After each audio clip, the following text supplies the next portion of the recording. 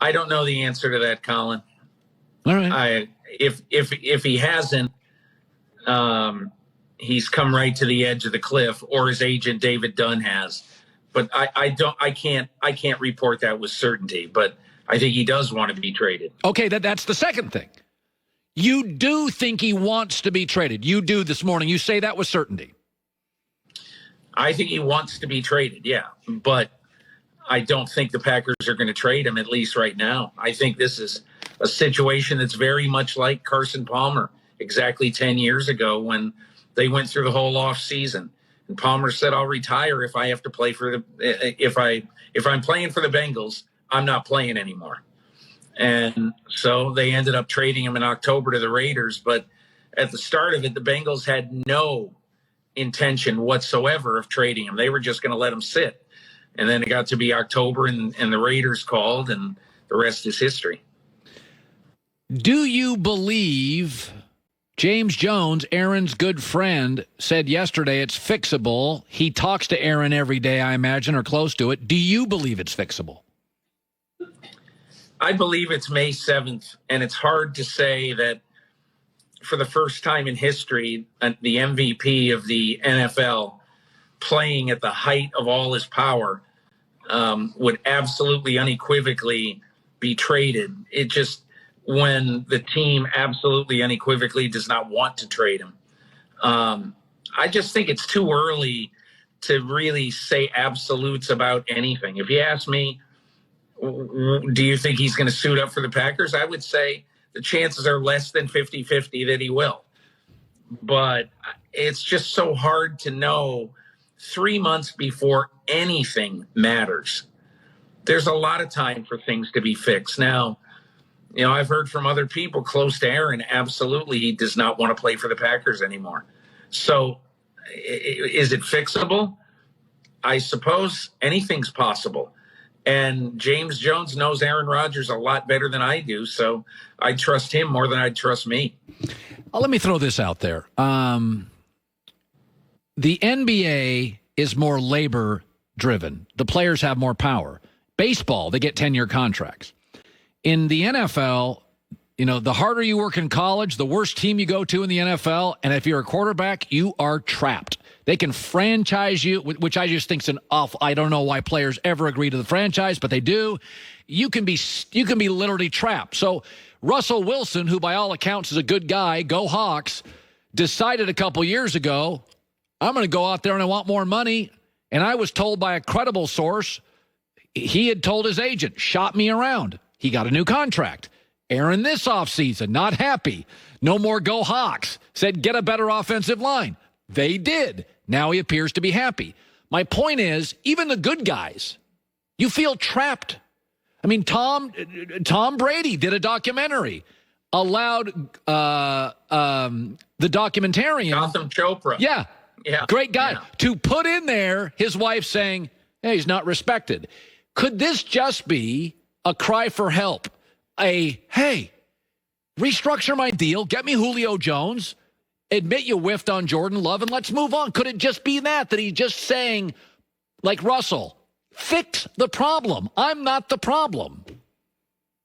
I think he's, there's so many things about what you just said. Number one, how huge of a problem could they have going 26-6 over the last 2 years? I mean, they're a really good team as it is.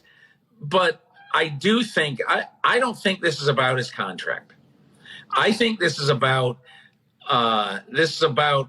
him feeling like he's not really respected within the organization. They don't want to know his ideas or what he thinks about this or anything like that. I think that is the biggest problem at its base right now.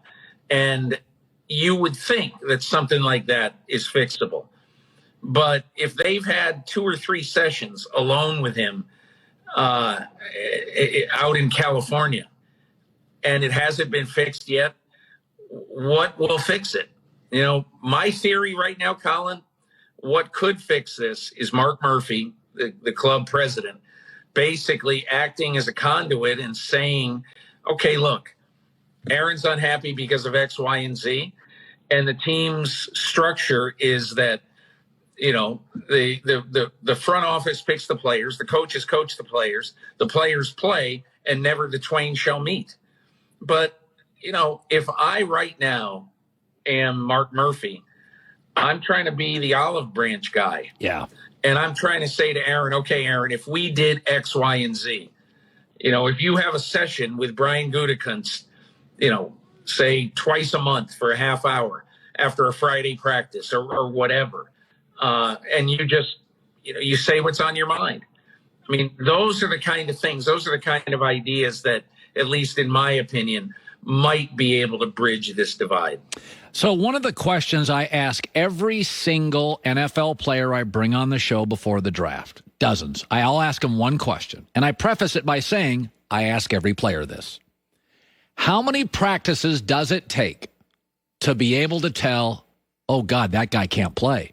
Or, oh, my Lord, that guy's going to be great.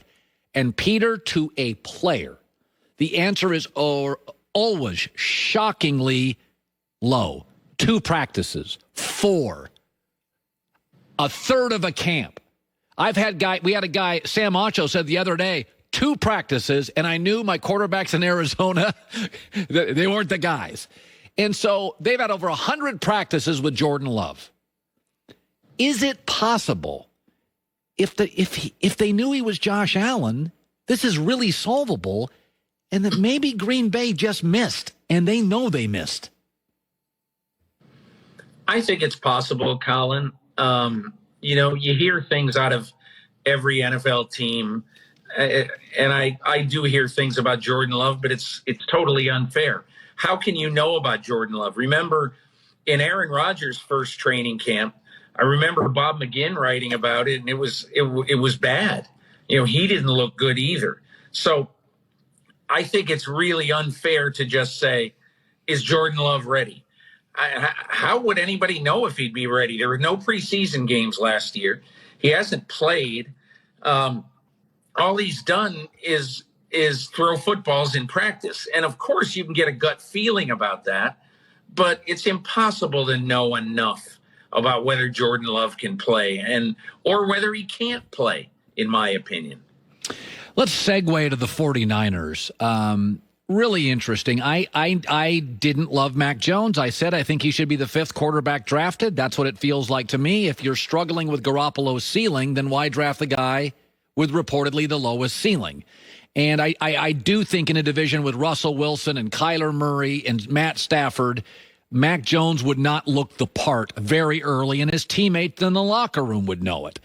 I did like Jed York. I have this theory. Jed York came out a couple times earlier this week, and he said, listen, we're going to play Garoppolo. He could be here 2 years. And I want you to respond to just my opinion on this.